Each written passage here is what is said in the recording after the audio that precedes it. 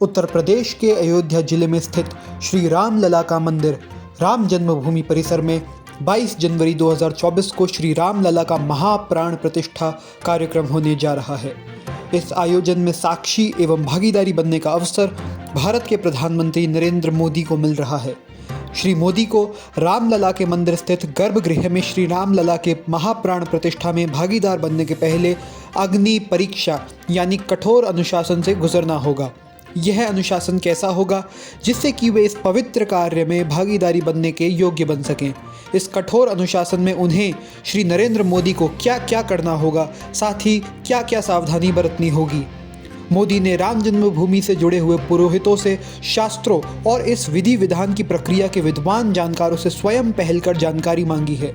उन्होंने आग्रह किया है कि उनको बताया जाए जिससे कि नरेंद्र मोदी राम जन्मभूमि परिसर के गर्भगृह में भगवान श्री राम की होने वाली प्राण प्रतिष्ठा विधि विधान के साक्षी और योग्य बन सकें। सियावर रामचंद्र की जय। मेरे प्यारे देशवासियों, राम राम।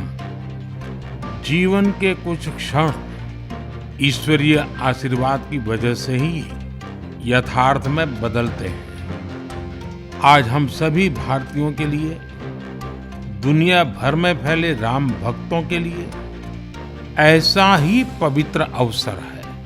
हर तरफ प्रभु श्री राम की भक्ति का अद्भुत वातावरण, चारों दिशाओं में राम नाम की धूम, राम भजनों की अद्भुत सौंदर्य माधुरी। हर किसी को इंतजार है 22 जनवरी का, उस ऐतिहासिक पवित्र पल का। और अब अयोध्या में राम लला की प्राण प्रतिष्ठा में केवल 11 दिन ही बचे हैं।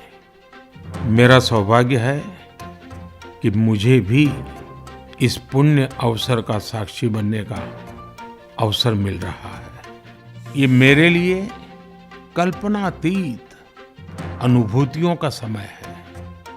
मैं भावुक हूँ, भाव विह्वल हूँ। मैं पहली बार जीवन में इस तरह के मनोभाव से गुजर रहा हूँ। मैं एक अलग ही भाव भक्ति की अनुभूति कर रहा हूँ। मेरे अंतर मन की ये भाव यात्रा मेरे लिए अभिव्यक्ति का नहीं, अनुभूति का अवसर है। चाहते हुए भी मैं इसकी गहनता, व्यापकता और तीव्रता को शब्दों में बांध नहीं पा रहा हूँ। आप भी भली भांति मेरी स्थिति समझ सकते हैं। जिस स्वप्न को अनेकों पीढ़ियों ने वर्षों तक एक संकल्प की तरह अपने हृदय में जिया, मुझे उसकी सिद्धि के समय उपस्थित होने का सौभाग्य मिला है। प्रभु ने मुझे सभी भारतवासियों का प्रतिनिधित्व करने का निमित्त बनाया है। निमित्त मात्रम भव सव्य साचिन। ये एक बहुत बड़ी जिम्मेदारी है। जैसा हमारे शास्त्रों में भी कहा गया है, हमें ईश्वर के यज्ञ के लिए, आराधना के लिए स्वयं में भी दैवीय चेतना जागृत करनी होती है। इसके लिए शास्त्रों में व्रत और कठोर नियम बताए गए हैं, जिन्हें प्राण प्रतिष्ठा से पहले पालन करना होता है। इसलिए आध्यात्मिक यात्रा की कुछ तपस्वी आत्माओं और महापुरुषों से मुझे जो मार्गदर्शन मिला, उन्होंने जो यम नियम सुझाए हैं, उसके अनुसार मैं आज से 11 दिन का विशेष अनुष्ठान आरंभ कर रहा हूं। इस पवित्र अवसर पर मैं परमात्मा के श्री चरणों में प्रार्थना करता हूं, ऋषियों, मुनियों, तपस्वियों का पुण्य स्मरण करता हूं और जनता जनार्दन जो ईश्वर का रूप है, उनसे प्रार्थना करता हूँ कि आप मुझे आशीर्वाद दें ताकि मन से, वचन से, कर्म से मेरी तरफ से कोई कमी ना रहे। साथियों, मेरा ये सौभाग्य है कि 11 दिन के अपने अनुष्ठान का आरंभ मैं नासिक धाम पंचवटी से कर रहा हूँ। पंचवटी वो पावन धरा है जहाँ प्रभु श्री राम ने काफी समय बिताया था और आज मेरे लिए एक सुखद संयोग ये भी है कि आज स्वामी विवेकानंद जी की जन्म जयंती है। ये स्वामी विवेकानंद जी ही तो थे जिन्होंने हजारों वर्षों से आक्रांतित भारत की आत्मा को झकझोरा था। आज वही आत्मविश्वास भव्य राम मंदिर के रूप में हमारी पहचान बनकर सबके सामने है। और सोने पर सुहागा देखिए, आज माता जीजाबाई जी की जन्म जयंती है।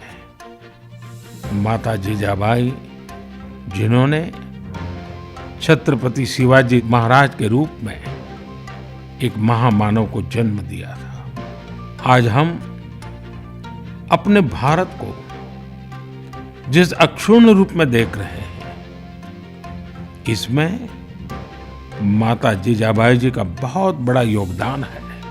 और साथियों, जब मैं माता जीजाबाई का पुण्य स्मरण कर रहा हूं तो सहज रूप से मुझे अपनी माँ की याद आना बहुत स्वाभाविक है।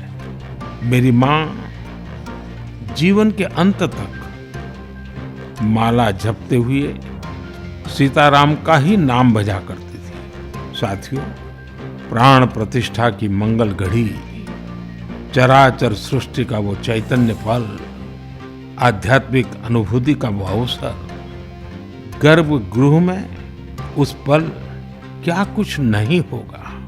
साथियों, शरीर के रूप में तो मैं उस पवित्र पल का साक्षी बनूंगा ही, लेकिन मेरे मन में, मेरे हृदय के हर स्पंदन में 140 करोड़ भारतीय मेरे साथ होंगे। आप मेरे साथ होंगे, हर राम भक्त मेरे साथ होगा और वो चैतन्य पल हम सबकी सांझी अनुभूति होगी। मैं अपने साथ राम मंदिर के लिए अपने जीवन को समर्पित करने वाले अनगिनत व्यक्तित्वों की प्रेरणा लेकर जाऊंगा। त्याग तपस्या की वो मूर्तियां, 500 साल का धैर्य, दीर्घ धैर्य का वो काल, अनगिनत त्याग और तपस्या की घटनाएं, दानियों की, बलिदानियों की गाथाएं। कितने ही लोग हैं जिनके नाम तक कोई नहीं जानता, लेकिन जिनके जीवन का एकमात्र ध्येय रहा है भव्य राम मंदिर का निर्माण। ऐसे असंख्य लोगों की स्मृतियां मेरे साथ होगी जब 140 करोड़ देशवासी उस पल में मन से मेरे साथ जुड़ जाएंगे।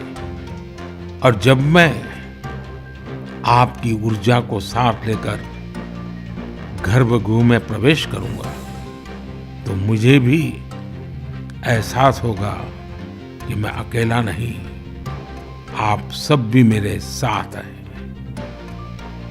साथियों, ये 11 दिन व्यक्तिगत रूप से मेरे यम नियम तो है ही, लेकिन मेरे भाव विश्व में आप सब समाहित हैं। मेरी प्रार्थना है कि आप भी मन से मेरे साथ जुड़े रहें। रामलला के चरणों में मैं आपके भावों को भी उसी भाव से अर्पित करूंगा जो भाव मेरे भीतर उमड़ रहे हैं।